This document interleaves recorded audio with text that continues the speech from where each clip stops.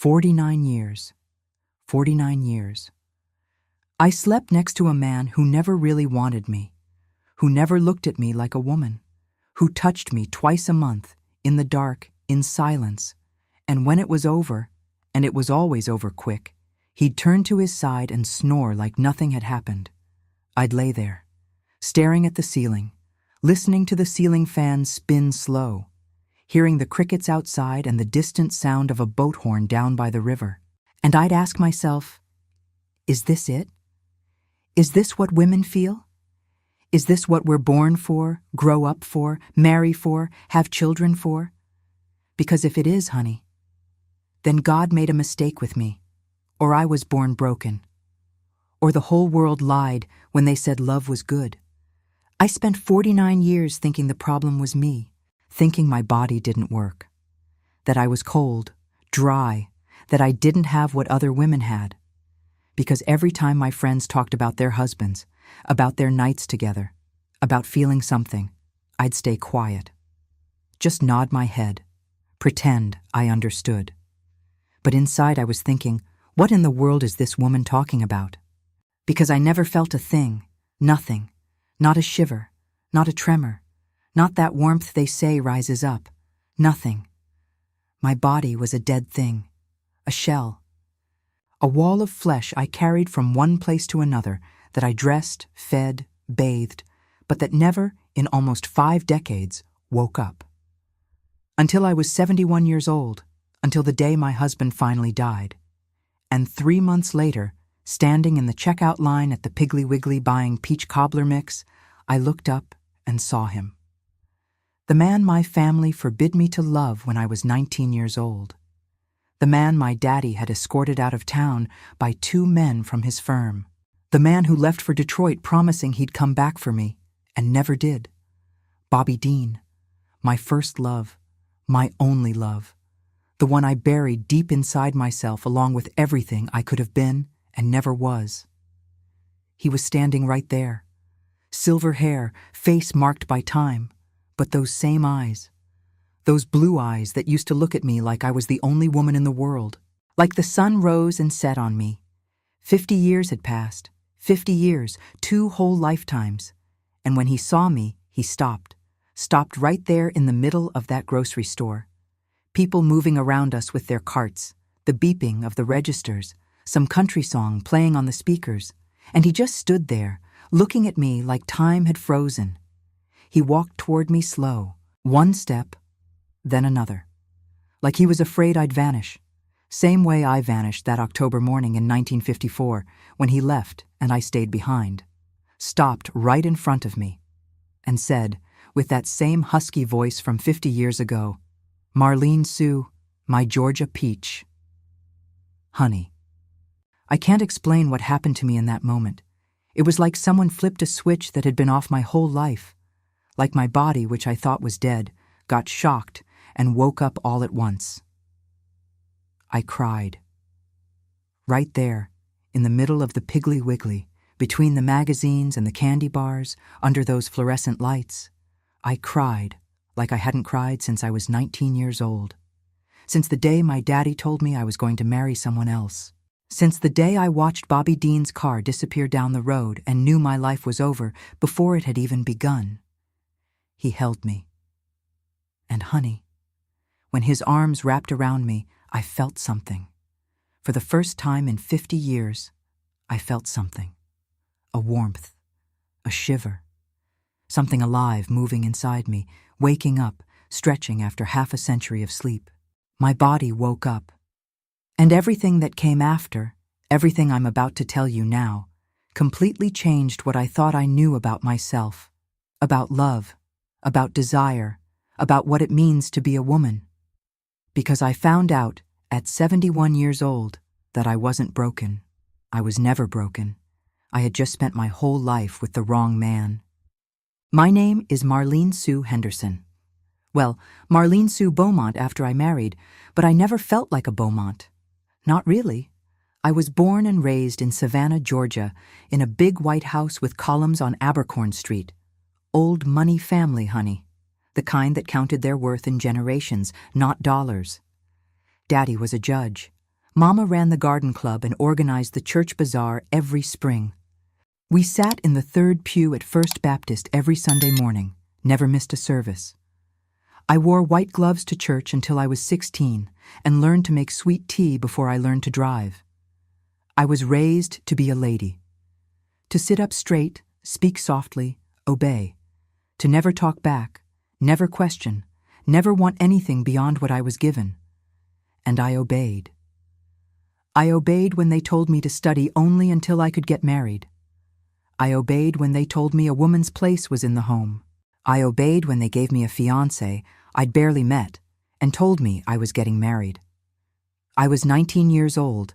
I was teaching Sunday school at First Baptist, teaching little children their Bible verses. I earned nothing for it, but it was mine. It was my window to the world, and it was there, at a church social one summer evening, that I met Bobby Dean Tucker, mechanic's son, poor, from the other side of the tracks, as they used to say, hands stained with grease, skin tanned from working under cars in the Georgia sun, smile as wide as the Savannah River. He'd come to fix the Reverend's Buick and stayed for the lemonade, and every time I looked up, he was looking at me in a way no one had ever looked at me before, like I mattered, like I existed. We started talking, first from a distance, shy, then closer. Then he started waiting for me after the socials, walking me part of the way home, always stopping before we got too close to my street. He'd tell me about the cars he fixed, about his dreams of going to Detroit where the real money was, about the life he wanted to build. And he'd laugh. Lord, that man could laugh. At everything. At me, at himself, at the whole world. I'd never laughed so much in my life. One evening he called me his Georgia peach, said I was sweet and soft and perfect, just like a Savannah peach in July, and that he wanted to take care of me the way you take care of something precious. I was his Georgia peach. And he was everything I wanted. We'd meet in secret. Behind the old oak in Forsyth Park, after sunset, when the Spanish moss hung so low it felt like curtains closing us off from the world. He'd kiss me slow, gentle, like he was afraid of hurting me. And I'd feel, honey, I'd feel every single cell in my body come alive, on fire, wanting more. It was the only time in my life, until I was 71 years old, that I knew what desire was. The only time I understood why women married, why they put up with men, why they stayed. It was that. It was what I felt with him. And it was taken from me, ripped away like you rip unripe fruit from a tree, because someone saw, someone told, and my daddy found out. What happened after that, honey? I've kept it inside for 50 years. And now, finally, I'm going to tell it. Because what my family did to me back then destroyed my life. And what happened 50 years later, in that Piggly Wiggly checkout line, gave it back to me. I grew up in a house where women had no voice. My mama was beautiful, elegant, always with her hair done at the salon and her pearls around her neck. But when my daddy spoke, she lowered her head. When he decided, she agreed. When he raised his voice, she went quiet. I learned early that's just how things worked. Man commands, woman obeys. Man decides, woman accepts. Man wants, woman gives. And if the woman complains, oh, honey. If the woman complains, she's ungrateful, she's difficult, she's crazy, she's loose, she's everything that ain't worth nothing. So we didn't complain. We swallowed it. We pretended. We smiled at the neighbors, set the table for our husbands, laid down at night and let it happen. And the next morning, we'd wake up, make the coffee, and do it all over again. That was a woman's destiny in Savannah in the 1950s. And I didn't know any different. My grandmother lived like that. My mama lived like that. My aunts, my cousins, the women at church, the neighbors. They all lived like that. Nobody questioned it. Nobody asked if it was right. It was just the way things were, and that was that. But inside me, honey, there was something different, a restlessness, a wanting for more. A question I didn't know how to ask, but that kept hammering in my head every time I watched my mama serve my daddy in silence, every time I heard her crying alone in her room at night, every time she looked at me with those tired eyes and said, "Enjoy it while you're free, darlin'. Once you marry, it's over." Over? What's over, Mama?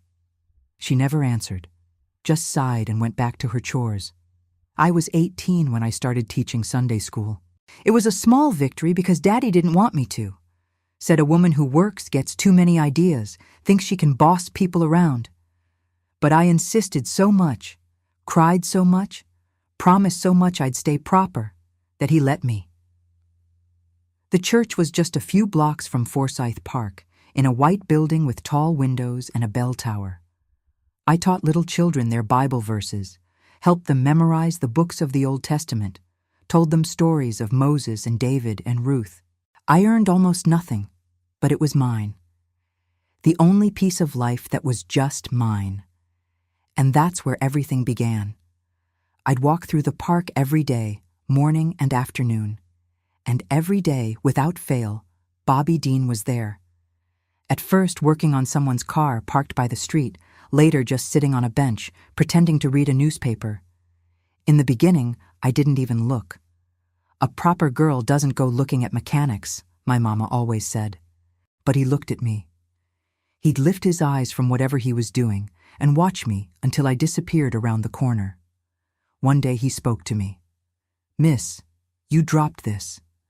It was a ribbon I wore in my hair, a pale blue satin ribbon that had come loose without me noticing.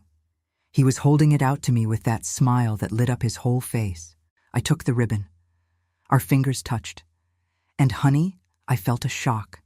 A shiver that ran up my arm and spread through my whole body. I'd never felt anything like it.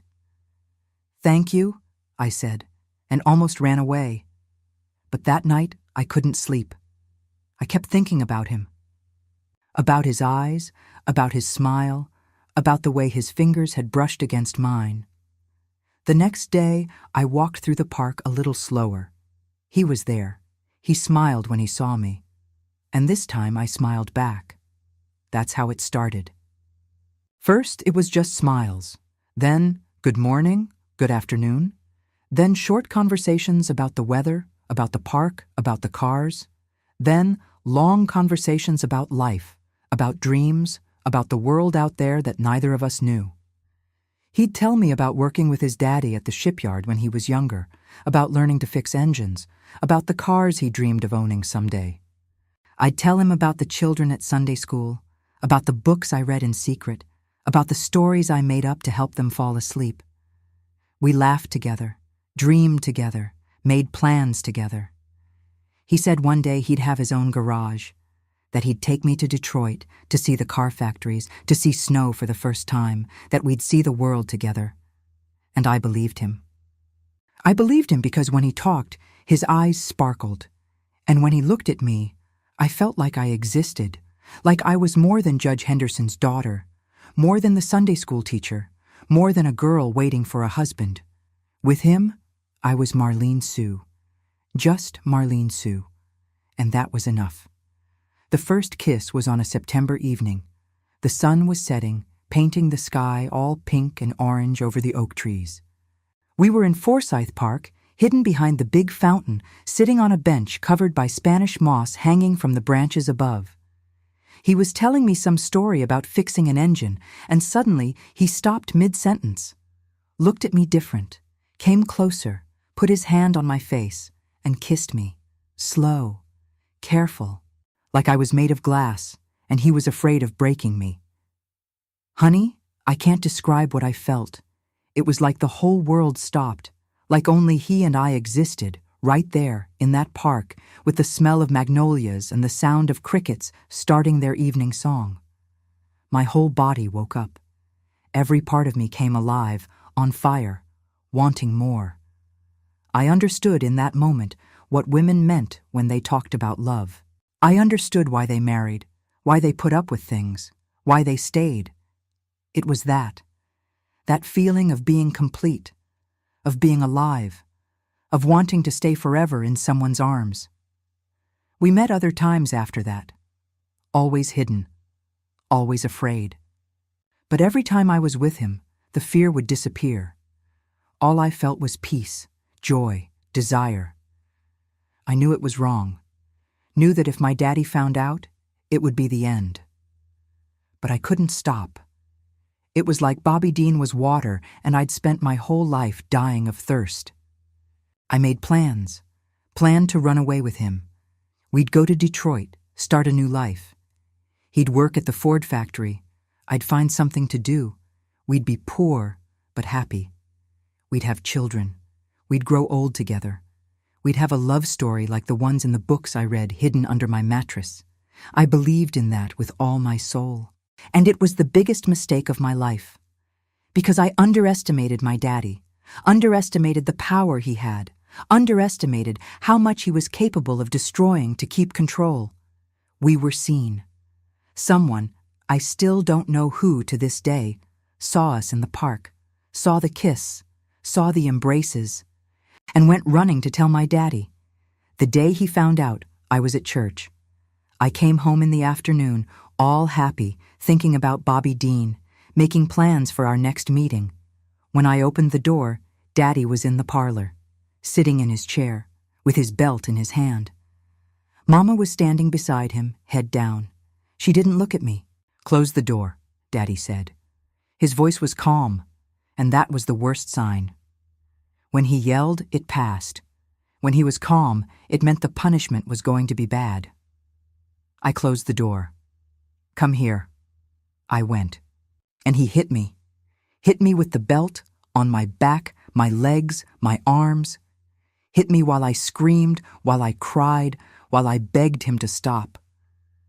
Mama just stood there, watching, doing nothing. When he got tired, he threw me on the floor and said, "Tomorrow you're meeting your fiancé, Charles Edward Beaumont III, son of the best lawyer in Savannah. You're marrying him next month. And if I find out you went near that grease monkey again, I'll ruin him. I'll make sure he never works in this state again, and then I'll deal with you." Honey, I looked at my daddy right then, and I saw he meant every word. He would destroy Bobby Dean, and there was nothing I could do to stop it. That night, lying on my bedroom floor, aching all over, I cried until there were no tears left. Cried for the love I was losing, cried for the life I'd never have, cried for the girl I still was, who was dying right there on that cold floor with no one to hold my hand. And when the sun rose the next morning, I was already someone else. The Marlene Sue who dreamed, who laughed, who made plans. She died that night. The one who woke up was just a shell. A doll who would do what she was told, marry who they chose, live the life they determined. Because I had no choice. Either I obeyed, or Bobby Dean would be destroyed. And I'd rather live dead than see him ruined because of me. Charles Edward Beaumont III showed up at my house 3 days after the beating. I still had marks on my back. It still hurt to sit, to lie down, to breathe deep. But Mama dressed me in my good dress, powdered my face to hide the swelling around my eyes, and sent me downstairs to the parlor with a smile. "Smile, Marlene Sue. Men don't like a gloomy woman." I went downstairs, and when I saw the man who was going to be my husband, honey, I felt my stomach turn.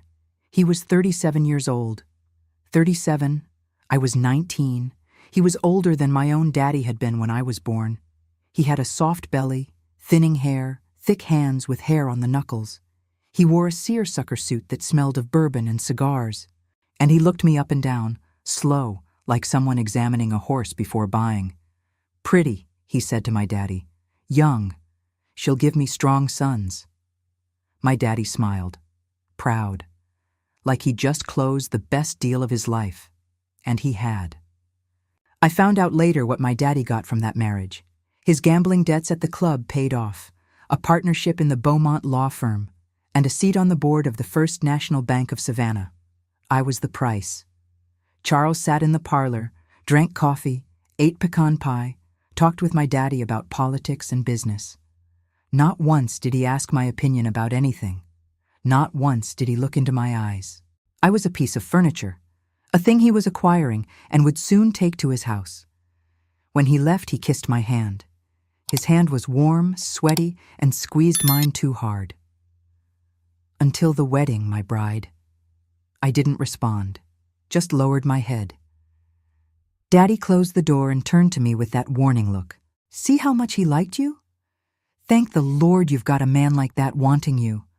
With the reputation you were about to get after rubbing yourself on that grease monkey, nobody would have wanted you for free." Mama nodded her head. "Your daddy's right. You're lucky, Marlene Sue. Charles is a proper man, hard-working with means. You're going to have a good life." A good life. I looked at my mama right then and wondered if she really believed that.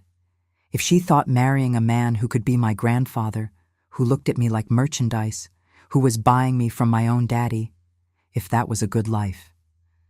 But I didn't say anything. There was no point in saying anything. The wedding was set for October, less than a month away.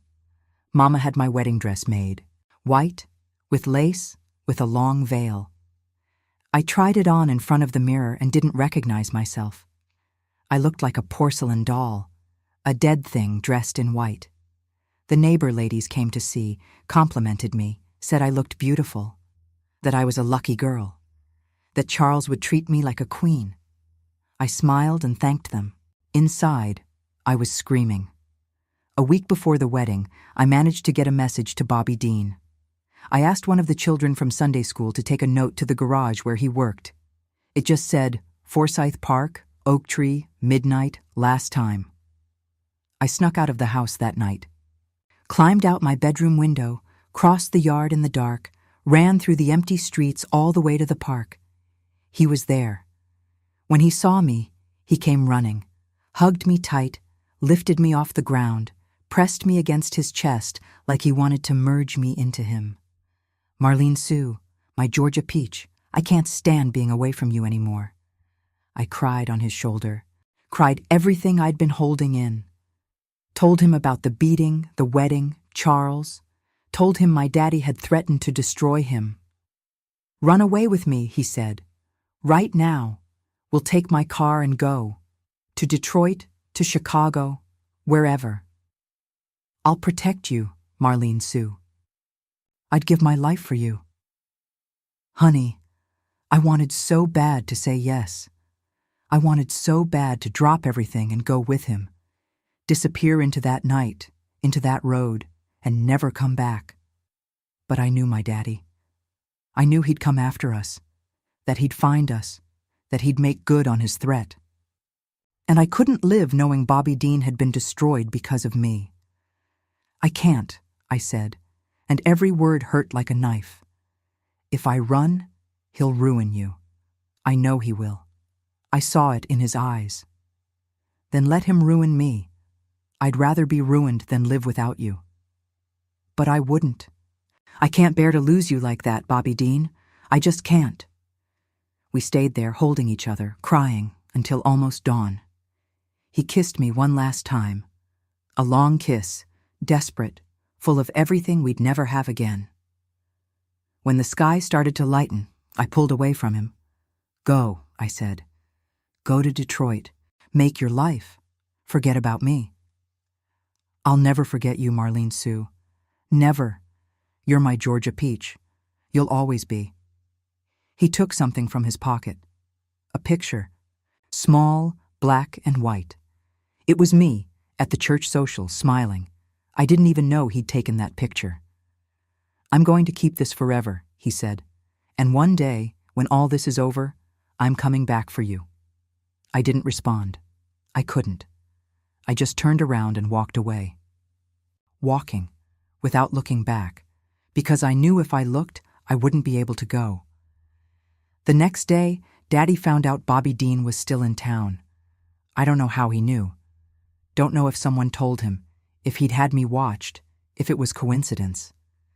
I just know that in the middle of the afternoon, while I was at home pretending to arrange my things for the wedding, I heard a commotion in the street. I ran to the window, and I saw. Bobby Dean was on the ground, 2 men in suits standing over him, hitting him with their fists with their feet. Daddy was standing to the side, watching, arms crossed. I screamed, tried to run downstairs, tried to run out to the street, but Mama held me. "Stay here, Marlene Sue. You're not doing anything." "They're going to kill him, Mama. They're going to kill him." "And you think if you go down there it'll change anything? It'll only make it worse. Stay quiet." I stayed at the window, watching, crying, screaming his name without sound. I watched when the men stopped hitting. Watched when Bobby Dean tried to get up and fell again. Watched my daddy bend down, say something in his ear, and then spit on the ground. They left. Bobby Dean stayed there, lying in the street, bleeding. Some people came to help after a while, carried him somewhere. I didn't know where. I couldn't find out. That night, I didn't sleep. I lay awake, staring at the dark, praying he was alive, praying he'd gotten away, praying nothing bad would ever happen to him again. And the next day, I found out he'd left. At dawn, on a bus to Detroit. Hurt, humiliated, but alive. Alive. That was the only comfort I had. He was alive.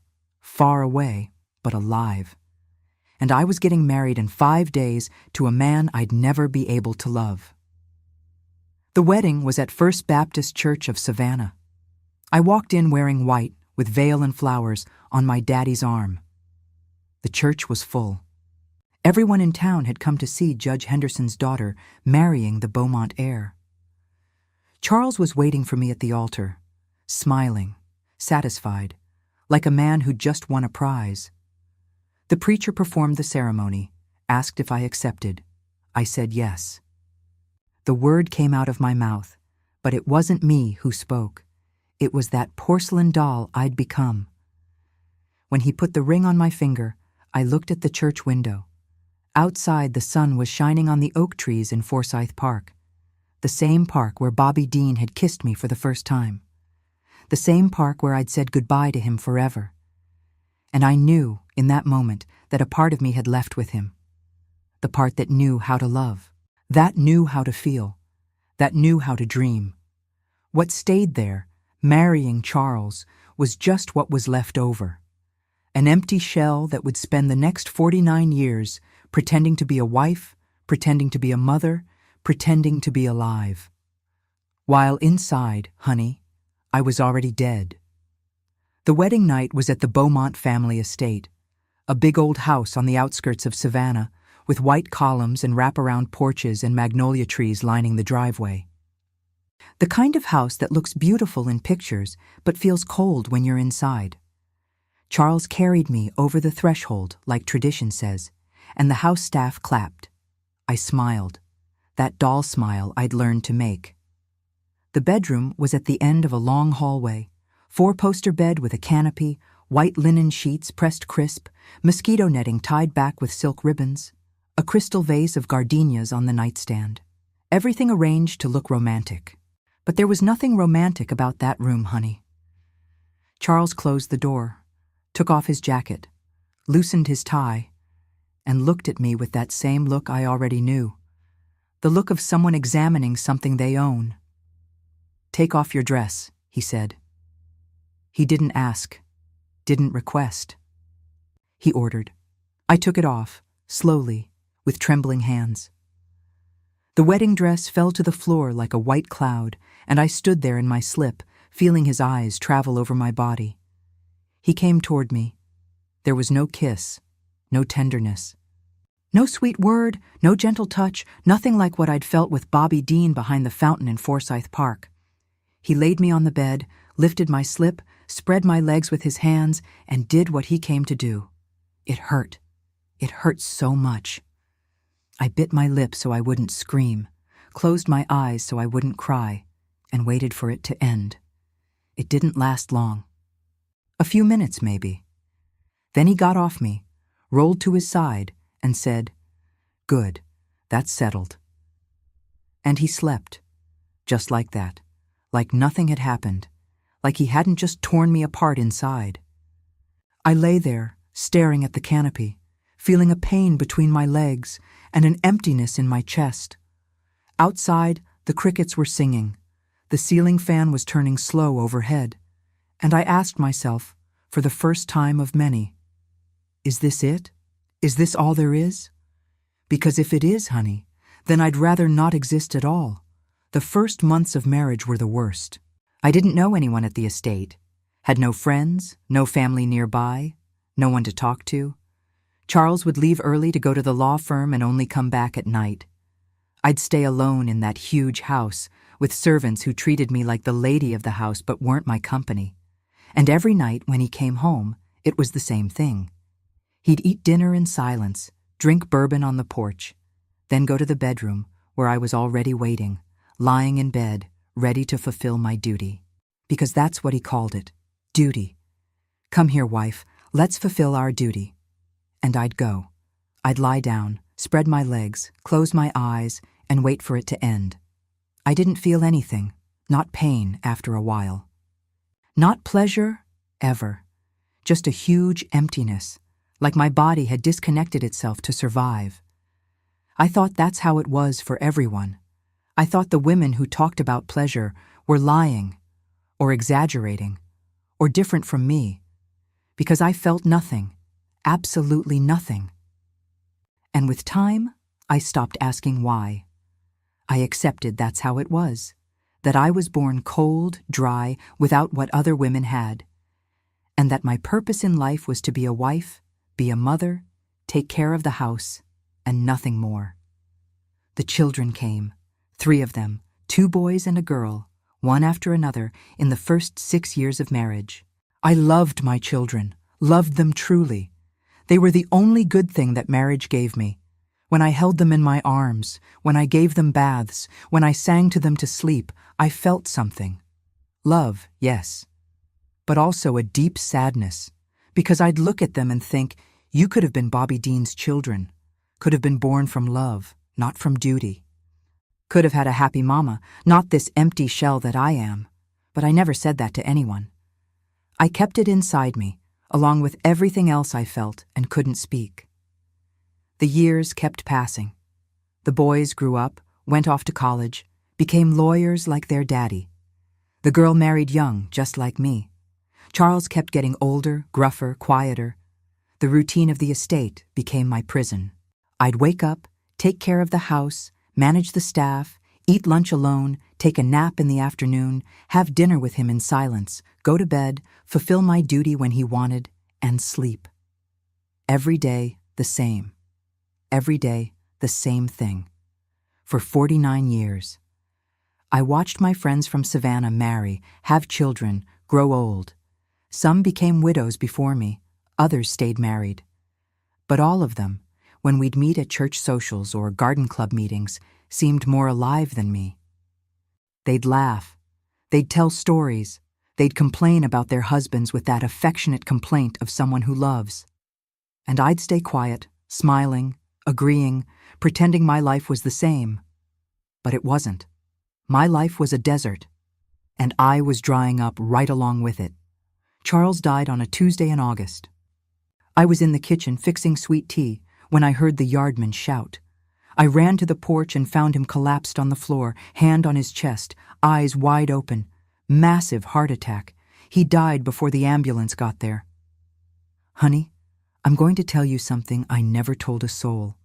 At the funeral, I cried. I cried a lot. Everyone saw.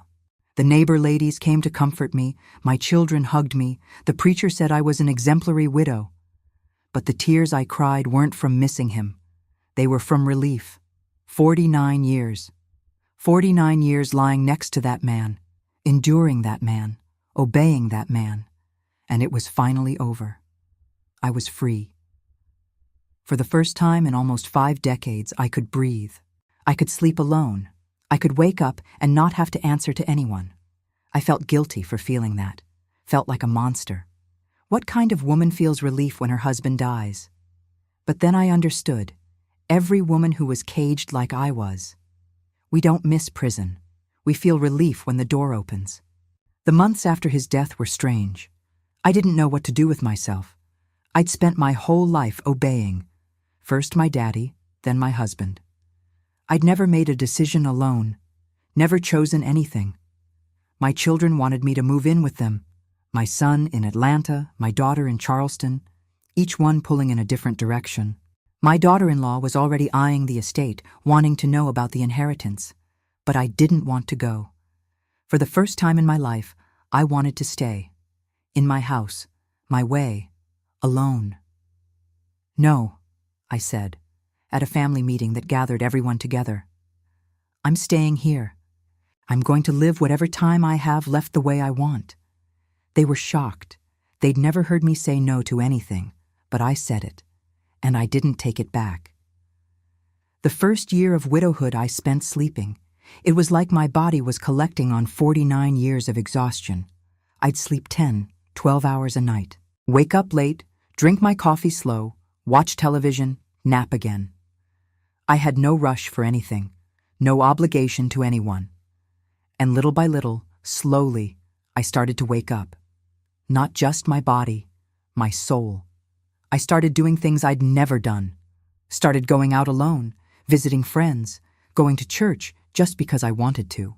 Started paying attention to conversations, giving my opinion, laughing for real. And I started to remember Bobby Dean, Forsyth Park, the kiss, what I felt back then and never felt again. The memory of him, which I'd buried so deep inside me, started coming back. At night, before sleep, I'd close my eyes and see his face. Those blue eyes, that wide smile, that husky voice calling me his Georgia peach. And I'd wonder, where is he now? Is he still alive? Did he get married? Did he forget me? 50 years had passed. A whole lifetime. He'd probably forgotten all about me by now, but I remembered him. I remembered everything. And it was thinking about him that I decided to go out that October morning. Pecan season had arrived. I wanted to make a pie, something I hadn't done in years. So I got in my car, first time driving myself to the store in 49 years, and headed to the Piggly Wiggly for ingredients. Without knowing that trip would change my life forever. Without knowing that in the checkout line, I'd find the one man I'd loved at 19 and never managed to forget. The Piggly Wiggly was busy that morning. October in Savannah means pecan season, and every woman in town had the same idea I did. The parking lot was full, shopping carts everywhere, that familiar smell of produce and fresh bread hitting me as soon as I walked through the automatic doors. I hadn't been grocery shopping alone in 49 years. Let me say that again, honey. 49 years. Charles never let me drive to the store by myself, said it wasn't proper for a Beaumont wife to be seen pushing a cart around like common folk. We had staff for that. We had people who did those things. But Charles was gone now, and I could do whatever I pleased. I walked through the aisles slowly, taking my time, picked up flour, sugar, butter, pecans, grabbed a can of evaporated milk, some vanilla extract, everything I needed for the pie I used to make before I got married, before I forgot who I was. The store was playing some old country song on the speakers. Patsy Cline, I think. Crazy. How fitting. I got in the checkout line behind a woman with a cart full of baby food and diapers, started unloading my things onto the belt, and that's when I felt it. That feeling you get when someone's watching you. I looked up, and there he was. 2 registers over, holding a can of Maxwell House coffee in one hand and a loaf of Wonder Bread in the other. Silver hair, face weathered by time and work, a few more pounds than I remembered. But those eyes, Lord have mercy, those eyes. Blue as the Georgia sky on a clear summer day. Blue as they were 50 years ago behind the fountain in Forsyth Park. Bobby Dean Tucker. My heart stopped. I mean, it literally stopped. For one full second I felt nothing. No heartbeat, no breath, no sound. Just him. Just those eyes. Just 50 years collapsing into a single moment. He was looking at me too. Frozen in place. That can of coffee suspended in the air like he'd forgotten he was holding it. His mouth opened a little. His eyes got wide. And I saw the exact moment he recognized me. The world kept moving around us. People pushing carts, cashiers beeping items, that Patsy Cline song still playing. But for us, everything had stopped. He put down the coffee, put down the bread, started walking toward me. Slow, careful, like he was afraid I'd vanish into thin air. People moved out of his way without even realizing it, like he was a river flowing through rocks. His eyes never left mine, not for 1 second. He stopped right in front of me and said, with that same husky voice from 50 years ago, "Marlene Sue, my Georgia peach." I couldn't speak. The words got stuck in my throat. The tears came before the words, running down my face, dripping onto the checkout counter.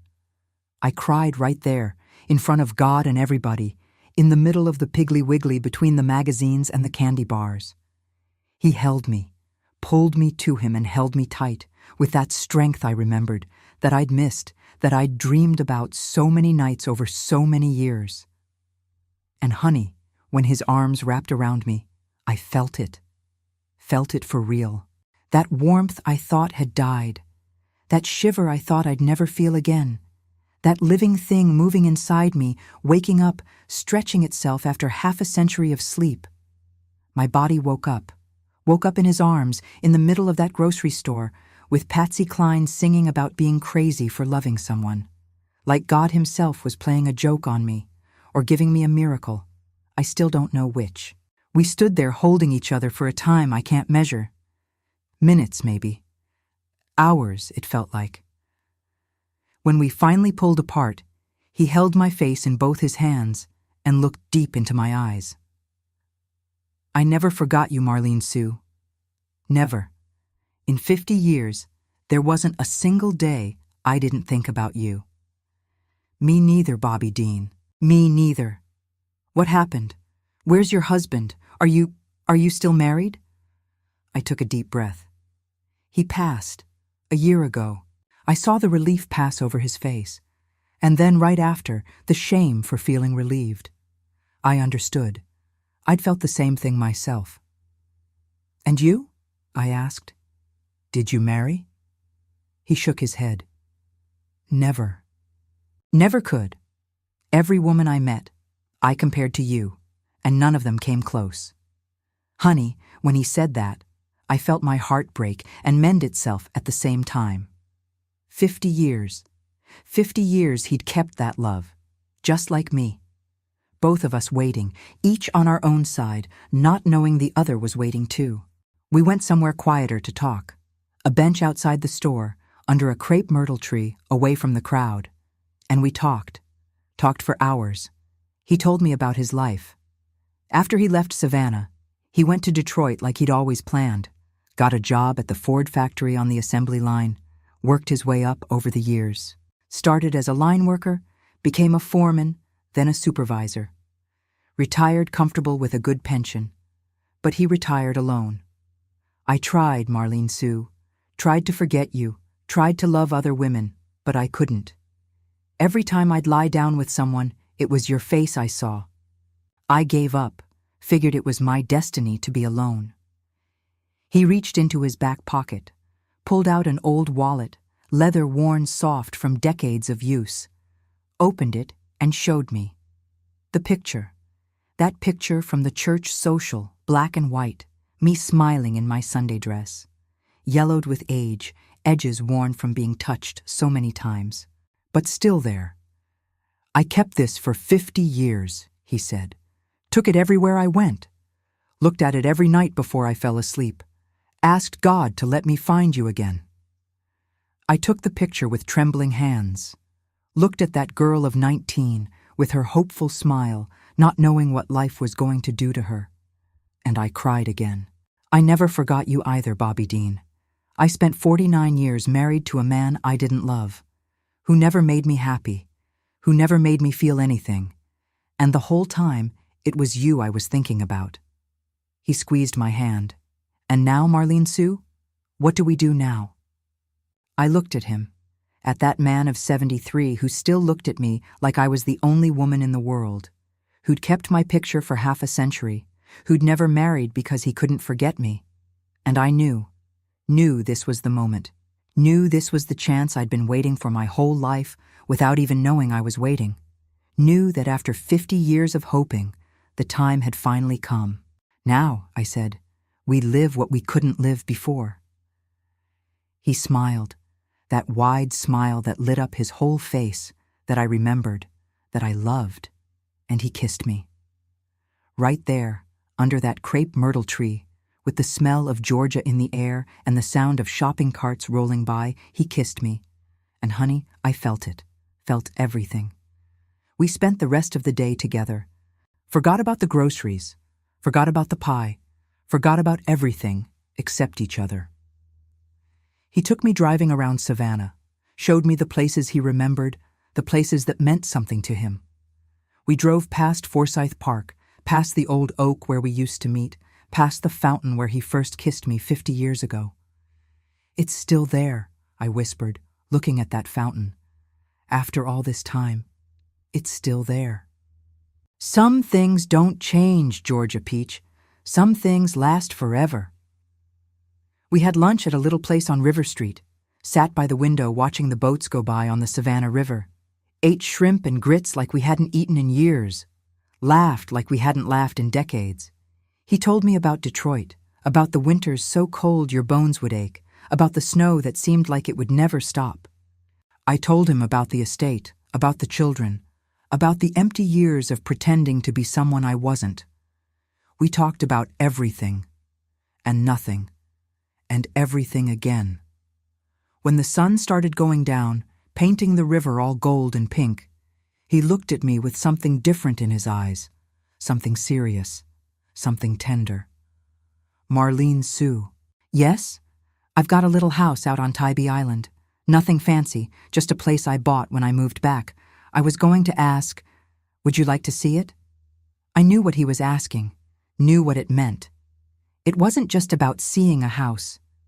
And I was scared. Scared of not knowing what to do. Scared of not feeling anything, like with Charles. Scared of disappointing him, of disappointing myself. Scared of finding out I really was broken, that there was no fixing me. But alongside the fear, there was something else. Want. Want to try. Want to know. Want to feel, at least once in my life, what other women felt. Want to give myself to someone who truly wanted me, who looked at me with love, who'd waited for me for half a century. I took a deep breath, looked at him, at Bobby Dean from when I was 19, now 73, but with the same eyes, the same smile, the same love. And I said, "I'd like that very much." 3 words. But they changed everything. He smiled. Not a smile of victory, of conquest, a smile of pure happiness, of gratitude, of love. He took my hand and led me. And that night, honey, at 71 years of age, I discovered what it was to make love for real. That kiss lasted an eternity, or at least that's what it felt like. The whole world disappeared, the noise of the traffic, the heat of Savannah, the people walking by. There was only him and me, under that crepe myrtle tree, our lips pressed together like we were trying to recover 50 years in a single minute. When we pulled apart, I was trembling. Trembling for real.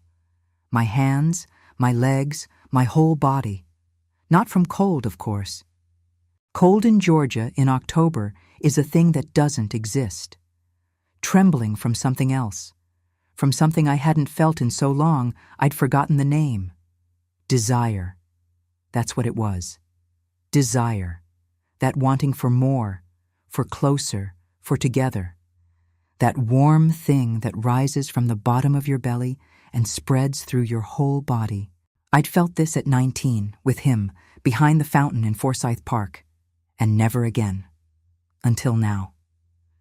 Bobby Dean held my face again, looked into my eyes, and said, "You all right, Georgia Peach?" I laughed. A nervous laugh, like a girl's, that I didn't even know still existed inside me. "I don't know, Bobby Dean. I think I've never been this all right in my whole life." He smiled, ran his thumb across my cheek, wiping away a tear I hadn't even noticed was there. "Me neither, darlin', me neither." The drive to Tybee Island took about half an hour. We went in his truck, an old Ford pickup that he said he'd bought when he first moved back to Georgia. "Can't live in Savannah without a truck," he joked. I sat close to him, closer than I needed to, feeling the warmth of his body next to mine. The sun was setting as we crossed the bridge to the island. The sky was all shades of pink and orange, reflecting on the water below. Spanish moss hanging from the trees along the road, swaying gentle in the evening breeze.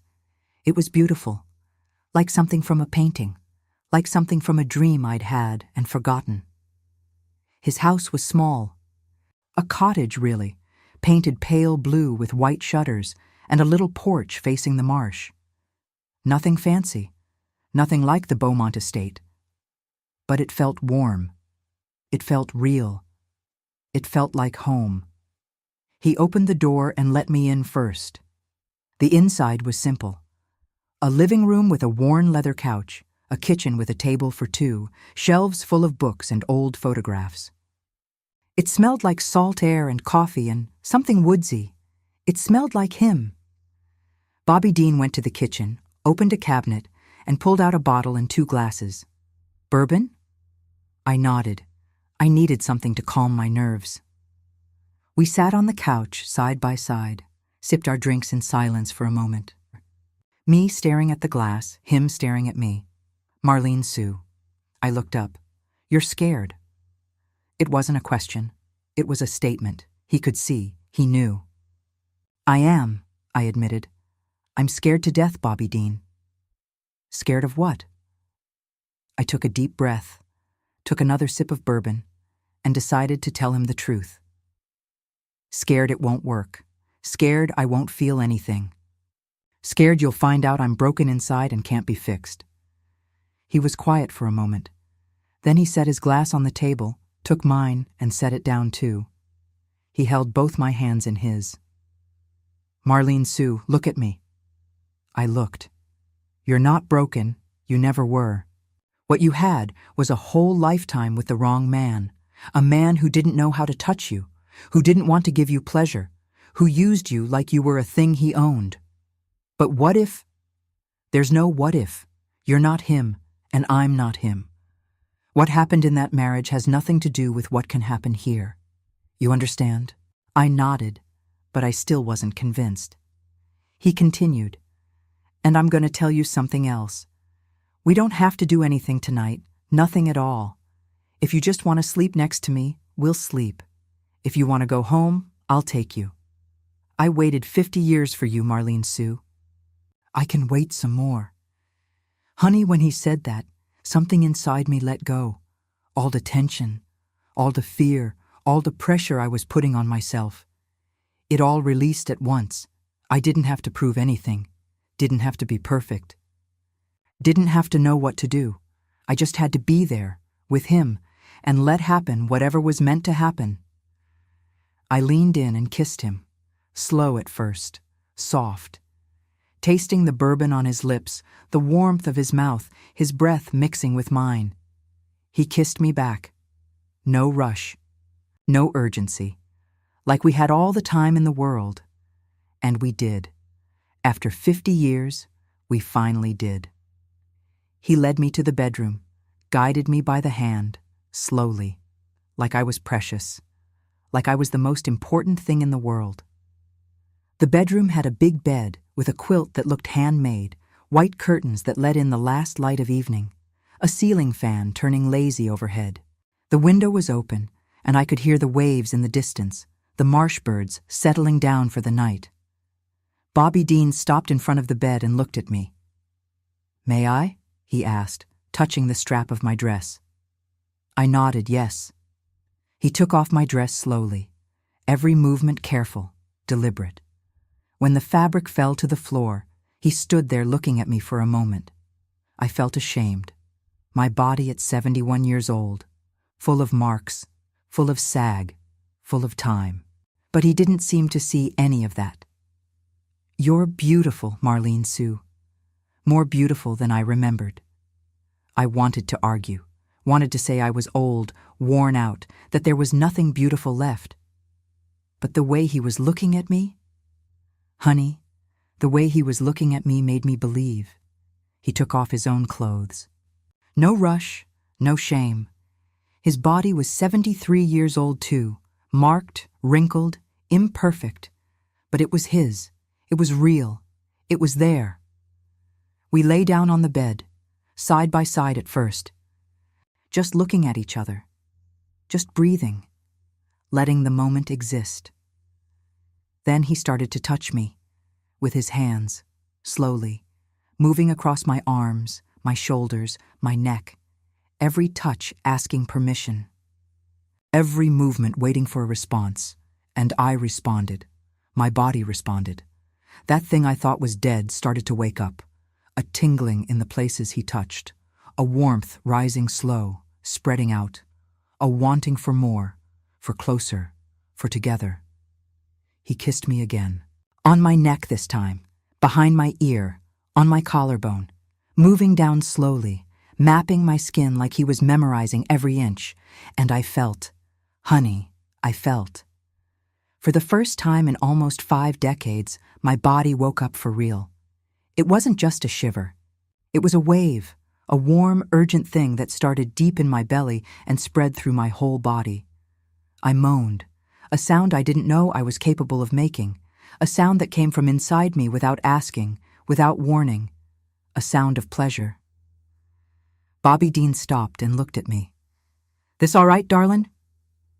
I couldn't speak, just nodded yes and pulled him back to me. We fit together slowly, him looking into my eyes the whole time, asking without words if everything was okay. And it was.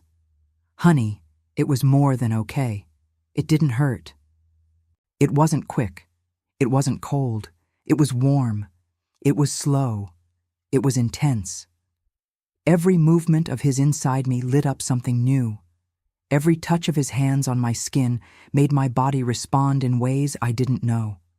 I was discovering a whole territory that existed inside me that I'd never visited. I held onto him, onto his back, his shoulders, felt the weight of his body on mine, the sweat of his skin mixing with mine, his breath in my ear. And it came. It came in a way I don't have words to describe.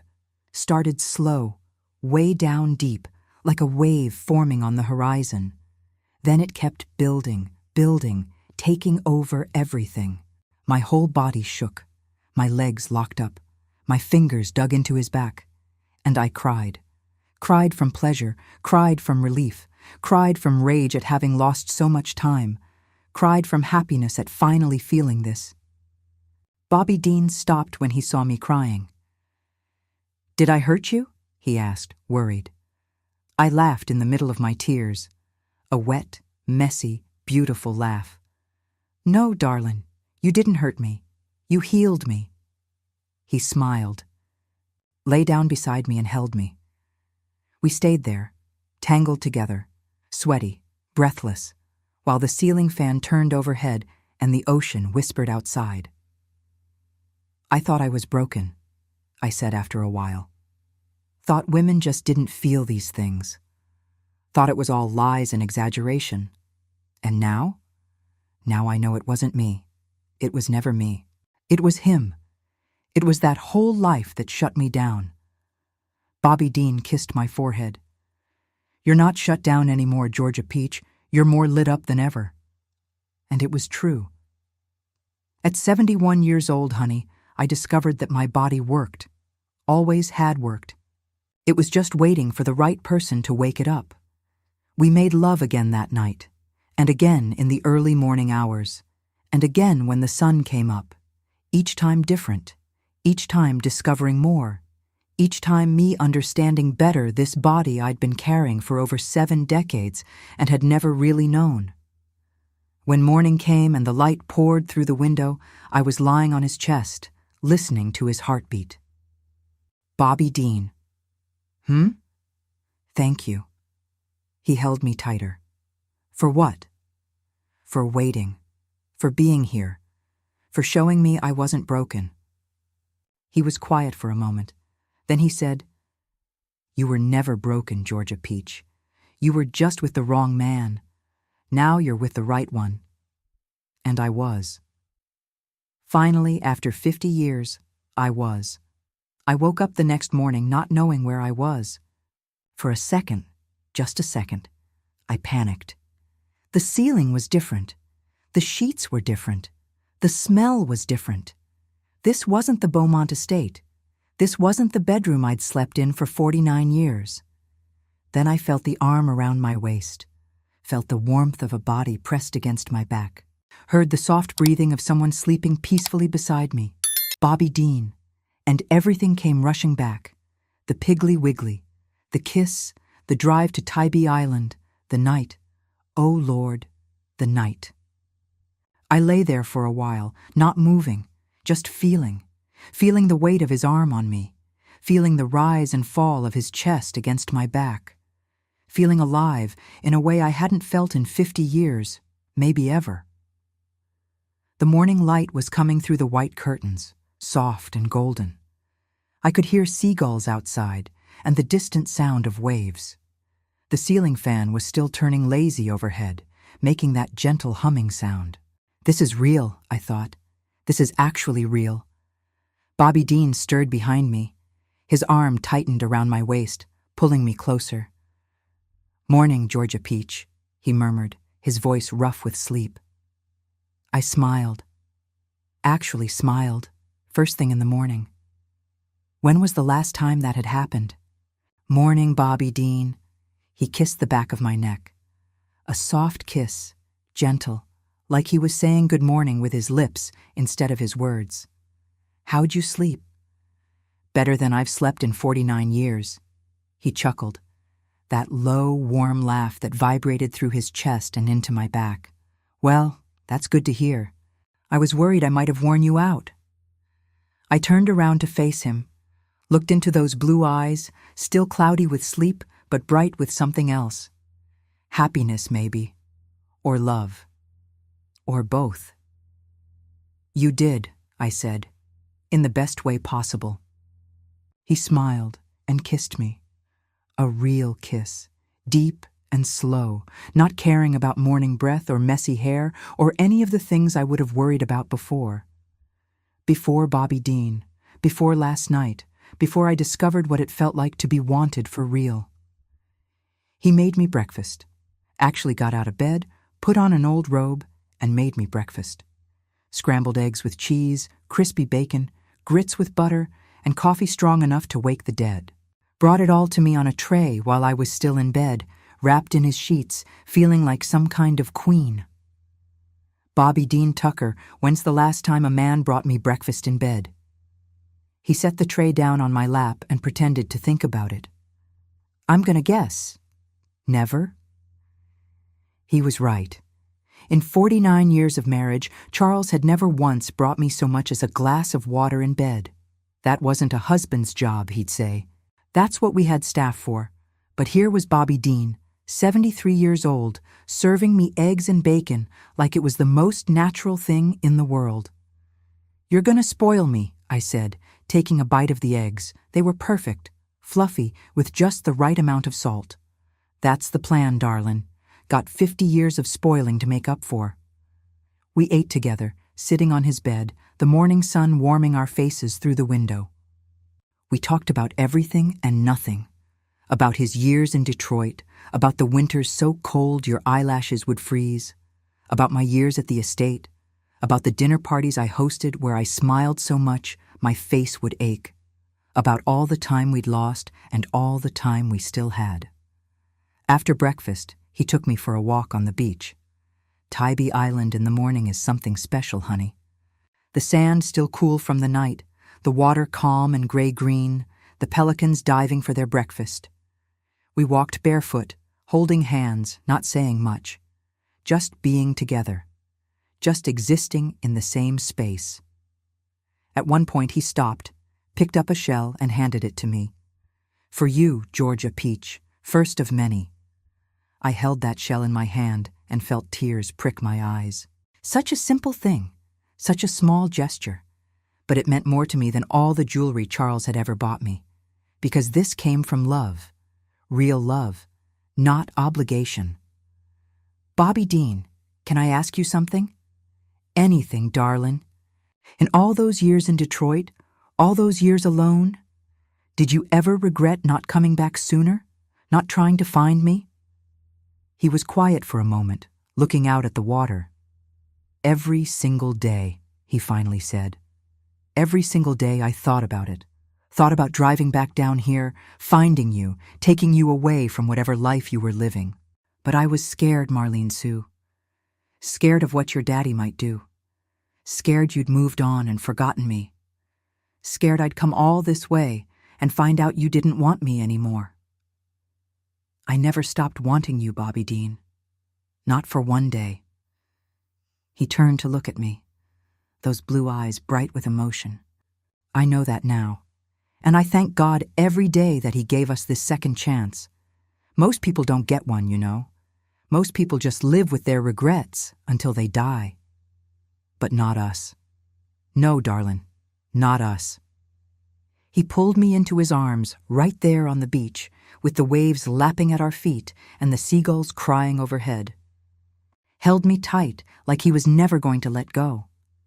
And I knew, in that moment, that this was where I was supposed to be, where I'd always been supposed to be. It just took 50 years to get here. The days that followed were like a dream I never wanted to wake up from. Bobby Dean showed me his life on Tybee Island, the little seafood shack where he ate lunch most days, the bait shop where he bought his fishing supplies, the pier where he liked to sit in the evenings and watch the sunset. He took me fishing. Me, Marlene Sue Beaumont, who'd never held a fishing rod in her life. We went out on his little boat at dawn, just the two of us, with a cooler full of sandwiches and sweet tea. He taught me how to cast, how to wait, how to reel in when I felt a bite. I didn't catch anything that first day, but I didn't care. I was laughing too hard to care. Laughing at myself, at him, at the whole ridiculous, wonderful situation. 71 years old and learning to fish like a child. 71 years old and feeling more alive than I ever had. He took me to dinner at a little restaurant overlooking the marsh. We had fried shrimp and hush puppies and coleslaw, and we drank sweet tea and watched the sun go down. He held my hand across the table and told me stories about his life. Stories I'd never heard. Stories from all those years we were apart. And at night, we went back to his little blue cottage. And we made love again. Not the desperate, urgent kind from that first night. This was slower, gentler, like we had all the time in the world because we did. Like we were learning each other's bodies, mapping the territory, finding all the places that made the other one sigh. Every night I discovered something new. A spot on my neck that made me shiver when he kissed it. A way of moving together that made the pleasure build slow and sweet until it crashed over me like a wave. Things my body could do that I never knew about, never imagined, never thought possible. I cried almost every time. Not from sadness, but from the overwhelm of it all, from the grief of all those lost years, from the joy of finding this at last. Bobby Dean would hold me through it, never asking me to stop, never making me feel embarrassed, just holding me and letting me feel whatever I needed to feel. "Let it out, Georgia Peach," he'd say. "Let it all out." And I did. 50 years of stored-up tears finally finding their way out. After a week at Tybee Island, I knew I had to go back to Savannah. Not because I wanted to. Lord knows I could have stayed in that little blue cottage forever. But I had things to take care of. A house to manage, children to talk to, a life to figure out. Bobby Dean drove me back. We held hands the whole way, not talking much, just being together. When we pulled up to the Beaumont estate, he looked at the big white house with its columns and its manicured lawn and let out a low whistle. "So this is where you lived." "This is where I existed," I corrected him. "I didn't start living until last week." He smiled and squeezed my hand. "When can I see you again, Marlene Sue?" "Tomorrow, the day after, every day for the rest of our lives, if you'll have me." He leaned over and kissed me. Right there in the driveway of the Beaumont estate, in broad daylight, where anyone could see. I didn't care. Let them see. Let them talk. Let the whole city of Savannah know that Marlene Sue Beaumont had found love at 71 years old with a mechanic's son from the wrong side of the tracks. Because for the first time in my life, I wasn't ashamed. I wasn't hiding. I wasn't pretending to be someone I wasn't. I was just me. Just Marlene Sue, Bobby Dean's Georgia Peach. And that was more than enough. The news spread through Savannah like wildfire. You know how it is in a small southern town, honey. Everybody knows everybody. Everybody's got an opinion about everybody else's business. And when the widow of Charles Edward Beaumont III starts stepping out with some man nobody's ever seen before, well, that's front-page gossip for the Garden Club. It started at church, First Baptist, where I'd sat in the third pew every Sunday for 49 years. Where I'd taught Sunday school, organized the Christmas bazaar, brought my famous pecan pie to every potluck, where everybody knew me as Mrs. Beaumont, the judge's daughter, the lawyer's wife, the proper Southern lady who never put a foot wrong. I walked in that Sunday with my head held high, wearing a new dress I'd bought in a color Charles would never have approved of. Coral, bright and bold and alive. The whispers started before I even reached my pew. I could feel the eyes on me, could hear the hushed voices behind gloved hands, saw the sidelong glances, the raised eyebrows, the tight little smiles that Southern women give when they're thinking something ugly but are too polite to say it out loud. After the service, Margaret Ann Holloway cornered me in the fellowship hall. Margaret Ann, who'd been in my garden club for 30 years, who'd eaten at my table more times than I could count, who I'd thought was my friend. "Marlene Sue, honey," she said, her voice dripping with that fake concern Southern women do so well. "I've been hearing the most disturbing rumors. Please tell me they're not true." "That depends on the rumors, Margaret Ann. They're saying you've been seen with a man, some stranger from out of town, driving around in his truck, going to restaurants, spending nights at his house on Tybee Island." She whispered that last part like it was something shameful, something dirty. "Well," I said, taking a sip of my coffee, "sounds like the rumors are true." Her face went pale, then red, then back to pale again. "Marlene Sue, Charles has barely been gone a year. What will people think?" "I don't much care what people think, Margaret Ann. I spent 49 years caring what people thought. I'm done with that now." She stood there with her mouth hanging open, looking at me like I'd grown a second head. I excused myself and walked away, leaving her standing there in shock. That was just the beginning. The phone calls started that afternoon. My daughter Charlotte called from Charleston first. I could hear the panic in her voice before she even finished saying hello. "Mama, I just got off the phone with Aunt Frances. She says you're running around town with some strange man. She says people are talking. What in the world is going on?" I sat down in my favorite chair, the one by the window where I could see the garden, and told her. Told her about Bobby Dean, about our history, about the Piggly Wiggly, about Tybee Island. I didn't tell her everything, of course. A mama doesn't need to share those kinds of details with her daughter. But I told her enough. The silence on the other end of the line was long, heavy. "Mama," she finally said, her voice small and confused, "are you telling me you were in love with another man when you married Daddy?" "I was in love with Bobby Dean when I was 19 years old, Charlotte, and your grandfather forbade me to see him, had him run out of town, made me marry your father instead." But Daddy, I thought you and Daddy were happy." I closed my eyes, took a deep breath. "Charlotte, honey, I'm going to tell you something I've never told anyone. Your Daddy was not a bad man, but he wasn't a good husband. He didn't love me. He owned me. There's a difference." "Mama, I don't understand." "I know you don't, baby, and I'm sorry.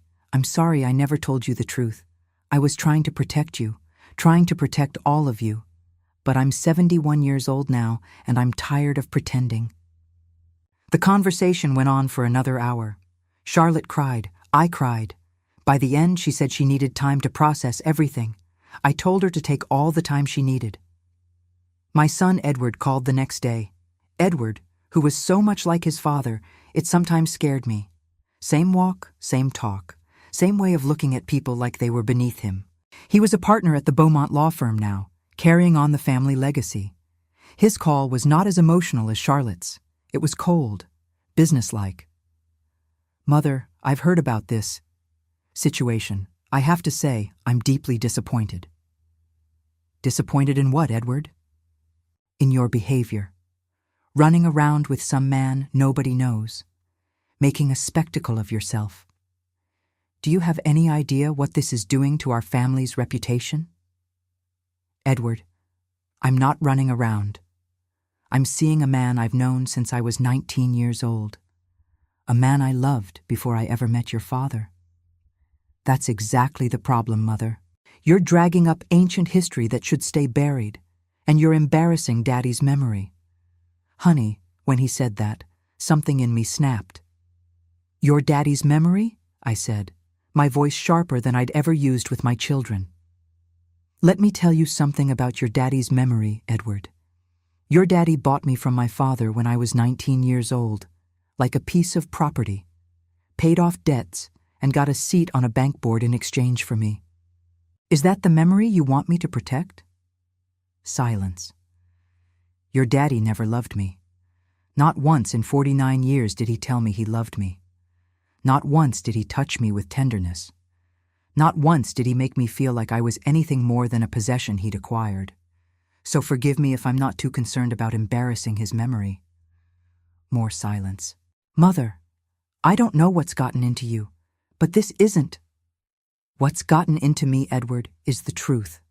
The truth I hid for 49 years to keep this family together, to protect you and your sister, to maintain the precious Beaumont reputation. Well, I'm done. I'm 71 years old, and I've got maybe 10, 15 years left if I'm lucky. I'm not spending them pretending anymore." "This is insane. You've clearly lost your mind. That man has manipulated you somehow. I'm going to look into his background, find out what he's really after. Bobby Dean Tucker is after nothing but my company, Edward. He's got more money than your daddy ever did. Made it himself, working in the Ford factories in Detroit. He doesn't need a dime from me. What he wants is me. Just me. Can you understand how that feels? To be wanted just for who you are?" Edward hung up on me. First time in his life he'd ever done that. But I couldn't bring myself to care. The worst was the daughter-in-law. Pamela, Edward's wife, society woman through and through, cared more about appearances than anything else, had been measuring the Beaumont estate for new drapes since the day Charles died. She showed up at my door, unannounced 2 days later, walked right in like she owned the place, which I suppose she thought she soon would. Marlene Sue. She never called me mother, never called me anything but my name, like we were equals. "We need to talk about this situation." "What situation is that, Pamela?" "This man you're seeing, this Bobby Dean person." She said his name like it tasted bad in her mouth. "What about him?" "Well, obviously, he's a gold digger. Some nobody who heard about Charles' passing and came sniffing around for an easy mark. An elderly widow, lonely, vulnerable." "Let me stop you right there," I said, standing up from my chair. "First of all, I'm not elderly. I'm 71 years old and sharp as I ever was. Second of all, I'm not vulnerable. I'm the strongest I've ever been in my life. And third of all, Bobby Dean Tucker is worth more than this entire estate. He came back to Savannah to retire, not to chase widows." Pamela's face tightened. "Even so, the optics are terrible. People are talking. The firm is getting questions. Edward is mortified." "Edward can handle his own mortification. And as for people talking, let them talk." "I don't care anymore." "You don't care? Marlene Sue, you're a Beaumont. You have a responsibility." "I was never a Beaumont, Pamela. I was just borrowed by the Beaumonts, used by the Beaumonts. And now I'm returning myself to myself. If you don't like it, there's the door." Her mouth fell open. I don't think anyone had ever spoken to Pamela Beaumont like that in her entire pampered life. She gathered herself, smoothed her skirt, and lifted her chin. "Well, I can see you're not in your right mind. I'll be discussing this with Edward. There may need to be some interventions. You do whatever you need to do, Pamela. But know this. I'm not incompetent. I'm not crazy. I'm just finally free. And there's nothing you or Edward or anyone else can do about it." She left without another word. And honey, I have to tell you, watching her walk out that door was one of the most satisfying moments of my life. Not everyone was against me. Charlotte came around eventually, called me a week later, apologized for her reaction, said she'd been doing a lot of thinking. She wanted to meet Bobby Dean, wanted to see for herself the man who'd made her mama so happy. She drove up from Charleston the following weekend. I introduced her to Bobby Dean over dinner at the Cracker Barrel. She was nervous at first, skeptical. But by the end of the meal, she was laughing at his jokes and telling him stories about me as a young mother. "I've never seen her like this," she told him as we were leaving. "She's different. She's lighter." "That's because she finally put down the weight she's been carrying for 50 years, Bobby Dean said. "Your mama's a strong woman, Charlotte. Strongest I've ever known." Charlotte hugged me in the parking lot, whispered in my ear, "I'm happy for you, Mama. I really am." That meant more to me than all the criticism in the world. Today I wake up and don't recognize my own life. I wake up with the sun coming through the window, with the sound of the ocean outside, with the smell of coffee that Bobby Dean is already making in the kitchen. I wake up without rush, without obligation, without that weight on my chest I carried for almost 5 decades. I wake up happy. It sounds like a small thing to say. Sounds simple, obvious, something everyone feels. But for me, honey, waking up happy is a miracle.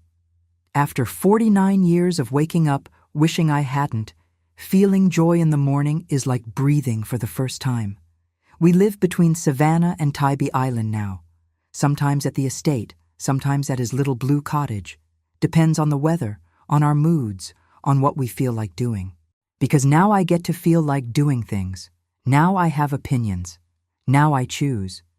The cottage on Tybee Island has become my favorite place. It's small, nothing like the Beaumont estate with its columns and its staff and its formal dining room that sat 20. But it's warm. It's real. It's ours. I've made it mine too, little by little. Put up new curtains in the bedroom, light blue to match the outside of the house. Brought over some of my books, the ones I used to read in secret when Charles was at the firm. Planted tomatoes in the little garden out back, something I always wanted to do but never could because Charles said vegetables were for farmers, not Beaumonts. Bobby Dean laughs at me fussing over those tomatoes. But he built me raised beds anyway, carried the soil himself, set up a little irrigation system so I wouldn't have to water them every day. "Anything for my Georgia peach," he says, and he means it. Our days have a rhythm now. We wake up slow, no alarm clocks, no schedules. Bobby Dean makes coffee while I sit on the porch in my robe, watching the marsh birds start their morning routines. He brings me a cup, sits beside me, and we just exist together for a while. Not talking, not needing to, just being. After breakfast, we do whatever we feel like. Some days we go fishing. Bobby Dean's taught me proper now, and I've gotten pretty good at it. Caught a redfish last month that was bigger than his. He complained about it for 3 days, but I could tell he was proud. Some days we drive around, explore the little towns along the Georgia coast, stop at roadside stands for boiled peanuts and fresh peaches, have lunch at hole-in-the-wall restaurants where nobody knows us and nobody cares who the Beaumonts were. Some days we don't do anything at all. Just sit on the porch, read our books, take naps in the afternoon heat. Let the hours pass slow and sweet, like honey dripping off a spoon. And the nights, honey, the nights are still magic. We've been together almost a year now, and every time still feels like a discovery. Like there's always something new to learn about each other, about ourselves. My body, which I thought was done, keeps surprising me, keeps waking up in new ways, feeling new things, wanting new experiences. Bobby Dean says I'm insatiable, says he's created a monster. I tell him it's his own fault for being so good at what he does. We laugh about it, lying in bed together, the ceiling fan turning overhead and the ocean singing outside. We laugh about everything. About our ages, about our bodies, about the absurdity of finding each other after 50 years. I've never laughed so much in my life. Last month, Bobby Dean took me on a trip. A real trip.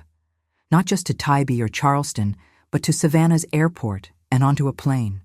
First time I'd been on an airplane since 1987, when Charles took me to New York for some legal conference and left me alone in the hotel room for 3 days. This was different. Bobby Dean took me to Key West. 3 days in the Florida Keys, staying at a little bed and breakfast with a view of the sunset. We walked on Duval Street, ate key lime pie until we were sick of it, watched the street performers at Mallory Square. We took a boat out to see the coral reefs, and I put my face in the water with a snorkel mask and saw fish I'd only ever seen in books. 71 years old, honey. Snorkeling in the Florida Keys like some kind of tourist half my age. On the last night, we sat on the pier and watched the sun go down. That famous Key West sunset, all oranges and pinks and purples, the whole sky on fire. Bobby Dean put his arm around me and said, "Where do you want to go next?" "What do you mean?" "I mean, where in the world do you want to see? We've got time, we've got money, we've got each other. Where do you want to go?" I thought about it.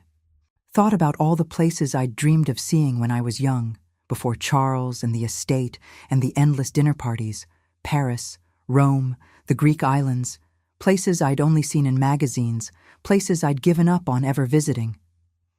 "Everywhere," I said. "I want to go everywhere." He smiled that smile I love. "Then everywhere it is, Georgia Peach." We're planning a trip to Italy next spring. 2 weeks, Rome and Florence and Venice. Bobby Dean bought a guidebook and we read it together at night, marking the places we want to see. The Colosseum, the Vatican, that bridge in Florence where they sell all the gold jewelry. Me, Marlene Sue Henderson, going to Italy at 72 years old with the love of my life.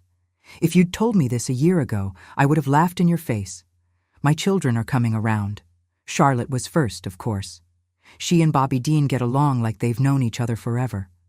She comes to visit every month now, brings her husband sometimes, and we all have dinner together at the cottage. She says she's never seen me so relaxed, so alive. Even Edward is thawing. Slowly, but thawing. He called last month to apologize, said he'd been thinking about what I told him, about his father, about the marriage, said he'd talked to some people, learned some things he wished he'd known sooner. He's not ready to meet Bobby Dean yet, but he's not fighting me anymore either. Baby steps. Pamela still purses her lips every time my name comes up. I know because Charlotte tells me, but she's stopped talking about interventions and incompetency hearings. I think Edward finally told her to let it go. The ladies at church have divided into camps. Some of them won't speak to me anymore, cross to the other side of the fellowship hall when they see me coming. But others have surprised me, have come up after services to tell me they're happy for me, that they admire my courage, that they wish they'd done what I did years ago. One woman, I won't say her name, but she's been in my garden club for 20 years, pulled me aside last month and whispered, "My husband passed 2 years ago, and I've been so lonely. But watching you, Marlene Sue, watching you take this chance, it gives me hope." That meant more to me than I can say. I still keep that shell Bobby Dean gave me. That first shell from our first walk on Tybee Beach. I keep it on my nightstand, where I can see it every morning when I wake up and every night before I sleep. He's given me dozens more since then. Brings me one almost every time we walk on the beach. I've got a whole collection now, lined up on the windowsill of the cottage, each one a memory of a perfect day. Sometimes I pick one up and hold it in my hand and think about how my life has changed, how everything I thought I knew was wrong, how the woman I was a year ago would never recognize the woman I am now.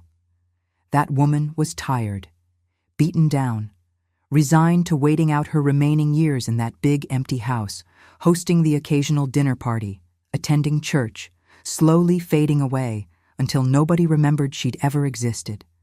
This woman, the one I am now, is alive, fully, ridiculously, joyfully alive. I have love, real love, for the first time since I was 19 years old. I have a partner who sees me, who wants me, who makes me feel like the most precious thing in the world. I have freedom, the freedom to go where I want, do what I want, be who I want. No one to answer to, no one to perform for, no one to please but myself. I have pleasure. My body works, always worked, just needed the right person to show me. And now that I know, now that I've felt what it's like, I'm not giving that up for anything. I have time. Not as much as I wish I had, but enough. Enough to travel, enough to love, enough to make up for at least some of what I lost. And I have hope. Hope that the years ahead will be the best of my life. Hope that Bobby Dean and I will grow old together, really together, the way we should have from the beginning. Some nights I lie awake and think about what might have been. If my daddy hadn't interfered, if I'd run away with Bobby Dean when I was 19, we'd have had 50 years together instead of just whatever time we have left. But I try not to dwell on that. Try not to let the grief over what I lost spoil the joy of what I found. Because what I found, honey, is more than most people ever get. More than I ever dreamed I'd have. I found my way home. After 50 years of wandering, I finally found my way home. I spent my whole life being obedient. Obeyed my daddy when he told me to marry. Obeyed my husband when he told me to stay quiet. Obeyed society when it told me that a proper woman doesn't complain, doesn't question, doesn't feel. I was the perfect daughter, the exemplary wife, the dedicated mother. And you know what I got for it, honey? 49 years of emptiness. 49 years lying next to a man who never truly wanted me, who used me when he needed to and ignored me the rest of the time, who died thinking he'd tamed me, that he'd molded me into the shape he wanted. And for a long time, he had. I became a shadow, an empty shell that walked through the house, raised the children, set the table, laid down at night and waited for it to end. I forgot who I was, forgot what I wanted, forgot that I existed beyond that role of wife, mother, hostess. Charles took my youth, took my dreams, took my body, but he didn't take my soul. That I kept it buried so deep inside me that even I didn't know where it was, kept it in a dark, silent place where nobody could reach. And it waited 49 years. Waited until I became a widow. Waited until I went to the Piggly Wiggly for peach cobbler mix. Waited until I found Bobby Dean in the checkout line, holding a can of Maxwell House coffee like he'd been standing there waiting for me his whole life. And when I found him, when his eyes met mine after half a century, my soul woke up. Came out of that dark place where it had been hiding and returned to my body. Came back bringing everything I'd lost. The joy, the desire, the hope, the life. Came back telling me, it's not too late, Marlene Sue. It's not too late to live. And it wasn't. It wasn't too late to love again. Wasn't too late to feel pleasure for the first time. Wasn't too late to know my own body, to discover that it worked, to understand that the problem was never me. It wasn't too late to travel, to laugh, to dance in the living room for no reason at all, to eat dessert before dinner, to sleep late, to wake up wrapped in the arms of a man who looks at me like I'm the most precious thing in the world. It wasn't too late to be happy. At 71 years old, honey, 71. An age most people think is the end. Time to sit in the rocking chair, wait for the grandchildren, count down the days. An age society says a woman can't wear a swimsuit anymore, can't feel desire anymore, can't start over anymore. Lies, all lies. I'm living proof that 71 years old isn't the end of anything. It's a beginning, a second chance. An opportunity to do everything different, to live for real, to be who you always wanted to be. Does my body have wrinkles? It does. Got sag, got spots, got marks of time on every inch. But you know what else it's got? Life. Life I thought I'd lost. Life I thought never existed in the first place. My body works. It always worked. It was just waiting for the right person to show me that. The other day I was going through some old boxes and found a photograph. A photograph of me at 19, at a church social the summer before everything changed. I was wearing a white dress with little yellow flowers, my hair pinned up the way Mama liked, a smile on my face that I didn't know I was capable of anymore. I looked at that photograph for a long time. Looked at that girl who didn't know what was coming, who thought life was about to begin, not end, who had no idea her daddy was about to sell her to a man she'd never love. And I felt sadness for that girl who had no choice, who was traded by her own father, who spent almost 5 decades paying for a crime she never committed. But alongside the sadness, I felt something else. Pride. Pride because that girl survived, endured, waited. And when the door finally opened, she had the courage to walk through it. I had the courage to walk through it, to walk out of the expected morning before the proper time was up, to walk out with my friends to the Piggly Wiggly that October morning, to walk out with Bobby Dean to his cottage on Tybee Island, to walk out of the emotional closet where I'd been hiding my whole life. I had the courage to live. And that, honey, is the hardest thing there is. Living for real. Not just existing, not just breathing, not just passing the days, but living, feeling, loving, giving yourself completely. It's easier to stay in the comfort zone, easier to accept what they give you, easier to keep your head down and say yes to everything. I know. I did that for 49 years. But when you finally find the courage to say no, I don't want this. No, I deserve more. No, I'm going to do it different. That's when life really begins. If you're listening to me right now and you're 50 years old, 60, 70, 80, doesn't matter the age, I want to tell you something. You're not too old for anything. You're not too old to love, to feel desire, to meet someone new, to travel, to wear a swimsuit, to dance, to laugh, to make plans. You're not too old to start over. Society will say you are. Family will say you are. Sometimes your own mind will say you are. But it's not true. None of it is true. As long as you're breathing, you have the right to live. Live for real. Not that half-life we accept out of fear, out of habit, out of obligation, but the whole life, with everything good it has to offer. I know sometimes it seems impossible. I know sometimes you look in the mirror and only see the wrinkles, the marks, the years that have passed. I know sometimes loneliness squeezes so tight it feels like there's no way out. But there is. There always is. My way out appeared in the middle of a grocery store, in a checkout line, 50 years after it was taken from me. Appeared when I least expected it, when I'd given up expecting anything. Yours can appear too. Could appear at a family gathering, on a trip, in an internet message, bumping into someone at the park. Could appear anywhere, anytime. But it'll only appear if you're open to it. If you're willing to leave the house, to meet people, to take a risk, to say yes when life offers you a chance.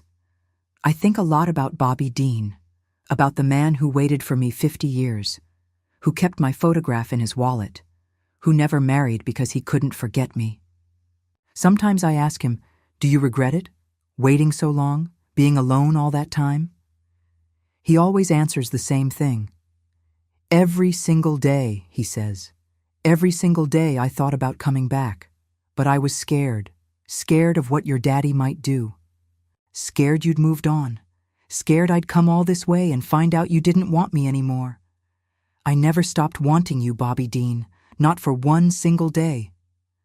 I know that now, and I thank God every day that He gave us this second chance. 50 years of faith. 50 years believing that the love we had at 19 was real, was forever, was bigger than any obstacle. And it was. It is. Love doesn't have an expiration date, honey. It doesn't get old, doesn't wither, doesn't die. You can bury it deep in your heart, can pretend you forgot, can spend decades without feeling it. But it's there, waiting, just like my soul waited. And when you find it again, whether it's the person, the feeling, or yourself, it's like time never passed. Like everything was just a pause, a long intermission before the second act. My second act started at 71 years old, and it's being better than anything I could have ever imagined. Last night, Bobby Dean and I were on the porch of the cottage on Tybee Island. Full moon shining on the marsh, the crickets singing their evening song, the ceiling fan turning slow overhead. He was in the rocking chair. I was in the one beside him, and we were in silence. That good silence of people who don't need to talk to understand each other. Suddenly he said, "Marlene Sue." "Yes? Are you happy?" I thought before answering. Not because I had any doubt, but because I wanted to find the right words. I am Bobby Dean. For the first time in my whole life, I'm truly happy. He smiled. That smile that lights up his whole face, that I met at 19 and found again at 71. Then it was worth it, he said. The 50 years of waiting. It was worth every single day. I got up from my chair, went to his, and sat on his lap.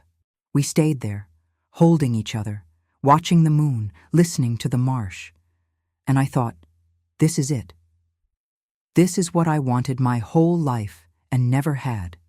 This peace, this love, this feeling of being in the right place, with the right person, at the right moment.